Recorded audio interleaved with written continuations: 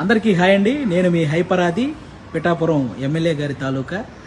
ముఖ్యంగా ఇంకా ఈ ఓటేసిన గుర్తు పోకముందే కూటమికి గుర్తుండిపోయే విజయాన్ని అందించినటువంటి ఆంధ్రప్రదేశ్ ప్రజలందరికీ కూడా చాలా చాలా చాలా పెద్ద థ్యాంక్ యూ.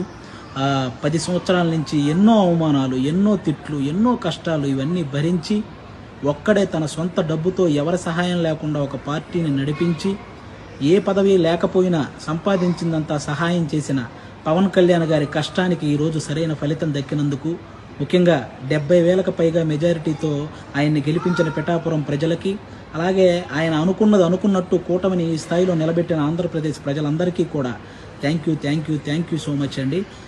ముఖ్యంగా ఈ గెలుపును అందరూ పాజిటివ్ వేలో జరుపుకోవాలని మనస్ఫూర్తిగా కోరుకుంటున్నాను. ఎందుకంటే మనల్ని మోసం చేసిన నాయకులను విమర్శించండి, అలాగే ఆడవాళ్ళని కూడా చూడకుండా ట్రోల్ చేసినటువంటి సోషల్ మీడియా వాళ్ళని విమర్శించండి, కానీ ఎవరైతే సగటు కార్యకర్తలు ఉంటారో వాళ్ళని మాత్రం ఎవ్వరూ ఏమనకండి. ఎందుకంటే వాళ్ళు కూడా మనలాంటి వాళ్ళే, గెలిస్తే ఆనందపడతారు, ఓడిపోతే బాధపడతారు. కాబట్టి అలాంటి వాళ్ళ జోలికి వెళ్లకుండా మన గెలుపుని హ్యాపీగా పాజిటివ్ వేలో చేసుకోవాలని మనస్ఫూర్తిగా కోరుకుంటూ థ్యాంక్ యూ. అందరికీ హాయ్ అండి. నేను మీ హైపరాది పిఠాపురం ఎమ్మెల్యే గారి తాలూకా. ముఖ్యంగా ఇంకా ఈ ఓటేసిన గుర్తు పోకముందే కూటమికి గుర్తుండిపోయే విజయాన్ని అందించినటువంటి ఆంధ్రప్రదేశ్ ప్రజలందరికీ కూడా చాలా చాలా చాలా పెద్ద థ్యాంక్ యూ.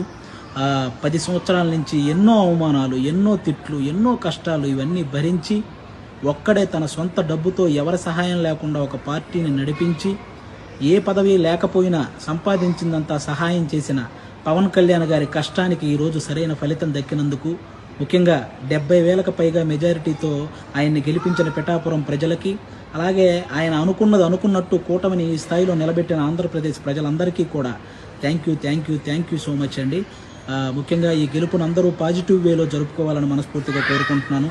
ఎందుకంటే మనల్ని మోసం చేసిన నాయకులను విమర్శించండి, అలాగే ఆడవాళ్ళని కూడా చూడకుండా ట్రోల్ చేసినటువంటి సోషల్ మీడియా వాళ్ళని విమర్శించండి, కానీ ఎవరైతే సగటు కార్యకర్తలు ఉంటారో వాళ్ళని మాత్రం ఎవ్వరూ ఏమనకండి. ఎందుకంటే వాళ్ళు కూడా మనలాంటి వాళ్ళే, గెలిస్తే ఆనందపడతారు, ఓడిపోతే బాధపడతారు. కాబట్టి అలాంటి వాళ్ళ జోలికి వెళ్లకుండా మన గెలుపుని హ్యాపీగా పాజిటివ్ వేలో చేసుకోవాలని మనస్ఫూర్తిగా కోరుకుంటూ థ్యాంక్ యూ.